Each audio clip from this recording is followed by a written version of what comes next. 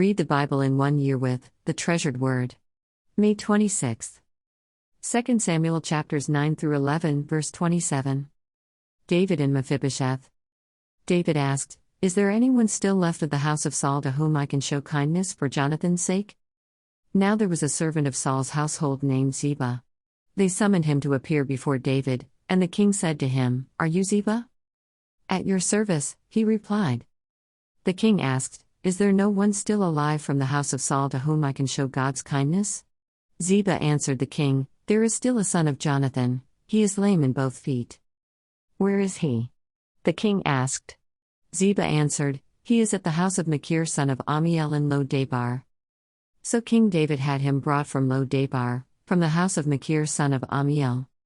When Mephibosheth son of Jonathan, the son of Saul, came to David, he bowed down to pay him honor. David said, "Mephibosheth." "At your service," he replied. "Don't be afraid," David said to him, "for I will surely show you kindness for the sake of your father Jonathan.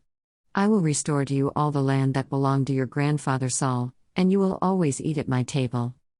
Mephibosheth bowed down and said, "What is your servant, that you should notice a dead dog like me?" Then the king summoned Ziba, Saul's steward, and said to him, "I have given your master's grandson everything that belonged to Saul and his family. You and your sons and your servants are to farm the land for him and bring in the crops, so that your master's grandson may be provided for. And Mephibosheth, grandson of your master, will always eat at my table." Now Ziba had 15 sons and 20 servants. Then Ziba said to the king, "Your servant will do whatever my lord the king commands his servant to do." So Mephibosheth ate at David's table like one of the king's sons. Mephibosheth had a young son named Micah, and all the members of Ziba's household were servants of Mephibosheth. And Mephibosheth lived in Jerusalem, because he always ate at the king's table. He was lame in both feet. David defeats the Ammonites. In the course of time, the king of the Ammonites died, and his son Hanun succeeded him as king. David thought, "I will show kindness to Hanun son of Nahash, just as his father showed kindness to me." So David sent a delegation to express his sympathy to Hanun concerning his father. When David's men came to the land of the Ammonites, the Ammonite commander said to Hanun their lord, "Do you think David is honoring your father by sending envoys to you to express sympathy? Hasn't David sent them to you only to explore the city and spy it out and overthrow it?" So Hanun seized David's envoys, shaved off half of each man's beard, cut off their garments at the buttocks, and sent them away. When David was told about this, he sent messengers to meet the men, for they were greatly humiliated. The king said, "Stay at Jericho till your beards have grown, and then come back." When the Ammonites realized that they had become obnoxious to David, they hired 20,000 Aramean foot soldiers from Beth Rehob and Zobah, as well as the king of Makkah with 1,000 men, and also 12,000 men from Tob. On hearing this, David sent Joab out with the entire army of fighting men. The Ammonites came out and drew up in battle formation at the entrance of their city gate, while the Arameans of Zobah and Rehob and the men of Tob and Makkah were by themselves in the open country. Joab saw that there were battle lines in front of him and behind him, so he selected some of the best troops in Israel and deployed them against the Arameans. He put the rest of the men under the command of Abishai his brother and deployed them against the Ammonites. Joab said, "If the Arameans are too strong for me, then you are to come to my rescue, but if the Ammonites are too strong for you, then I will come to rescue you. Be strong, and let us fight bravely for our people and the cities of our God. The Lord will do what is good in his sight." Then Joab and the troops with him advanced to fight the Arameans, and they fled before him. When the Ammonites realized that the Arameans were fleeing, they fled before Abishai and went inside the city. So Joab returned from fighting the Ammonites and came to Jerusalem. After the Arameans saw that they had been routed by Israel, they regrouped. Hadadezer had Arameans brought from beyond the Euphrates River. They went to Helam, with Shobach the commander of Hadadezer's army leading them. When David was told of this, he gathered all Israel, crossed the Jordan and went to Helam. The Arameans formed their battle lines to meet David and fought against him. But they fled before Israel, and David killed 700 of their charioteers and 40,000 of their foot soldiers.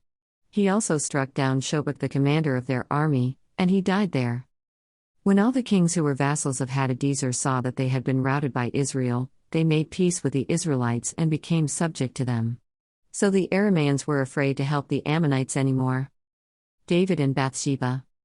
In the spring, at the time when kings go off to war, David sent Joab out with the king's men and the whole Israelite army. They destroyed the Ammonites and besieged Rabbah. But David remained in Jerusalem. One evening David got up from his bed and walked around on the roof of the palace. From the roof he saw a woman bathing. The woman was very beautiful. And David sent someone to find out about her.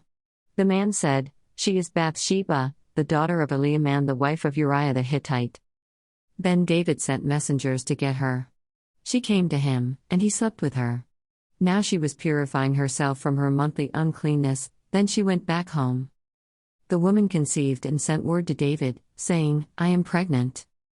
So David sent this word to Joab, "Send me Uriah the Hittite." And Joab sent him to David. When Uriah came to him, David asked him how Joab was, how the soldiers were, and how the war was going. Then David said to Uriah, "Go down to your house and wash your feet." So Uriah left the palace, and a gift from the king was sent after him. But Uriah slept at the entrance to the palace with all his master's servants, and did not go down to his house. David was told, Uriah did not go home. So he asked Uriah, "Haven't you just come from a military campaign? Why didn't you go home?" Uriah said to David, "The ark and Israel and Judah are staying in tents, and my commander Joab and my lord's men are camped in the open country. How could I go to my house to eat and drink and make love to my wife? As surely as you live, I will not do such a thing."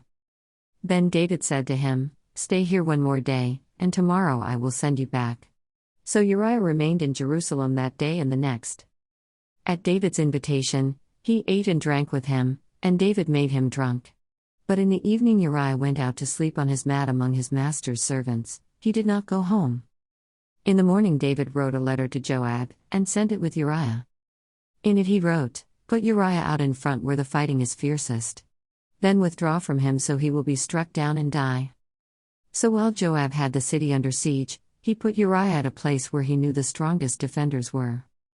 When the men of the city came out and fought against Joab, some of the men in David's army fell. Moreover, Uriah the Hittite died. Joab sent David a full account of the battle. He instructed the messenger, "When you have finished giving the king this account of the battle, the king's anger may flare up, and he may ask you, 'Why did you get so close to the city to fight? Didn't you know they would shoot arrows from the wall? Who killed Abimelech son of Jerubbesheth? Didn't a woman drop an upper millstone on him from the wall, so that he died in Thebez? Why did you get so close to the wall?' If he asks you this, then say to him, 'Moreover, your servant Uriah the Hittite is dead.'" The messenger set out, and when he arrived he told David everything Joab had sent him to say.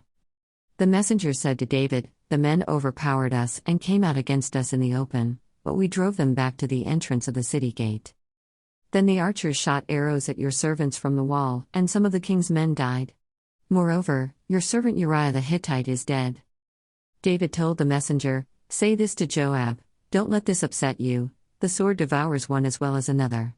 Press the attack against the city and destroy it.'" Say this to encourage Joab. When Uriah's wife heard that her husband was dead, she mourned for him. After the time of mourning was over, David had her brought to his house, and she became his wife and bore him a son. But the thing David had done displeased the Lord. John chapter 15, verses 1 through 27. The vine and the branches. I am the true vine, and my Father is the gardener. He cuts off every branch in me that bears no fruit, while every branch that does bear fruit he prunes so that it will be even more fruitful. You are already clean because of the word I have spoken to you. Remain in me, as I also remain in you. No branch can bear fruit by itself, it must remain in the vine. Neither can you bear fruit unless you remain in me. I am the vine, you are the branches.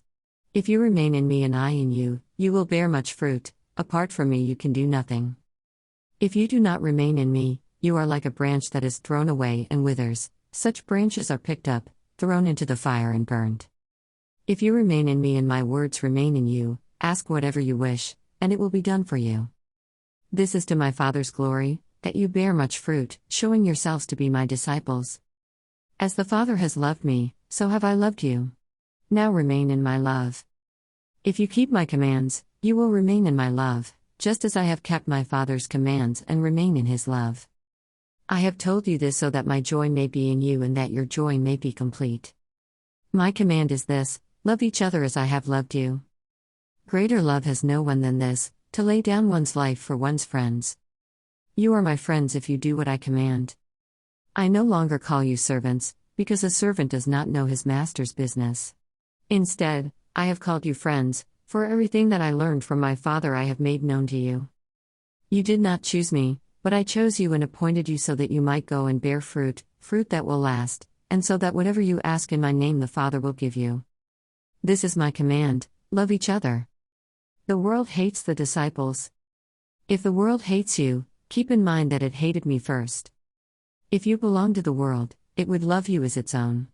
As it is, you do not belong to the world, but I have chosen you out of the world. That is why the world hates you.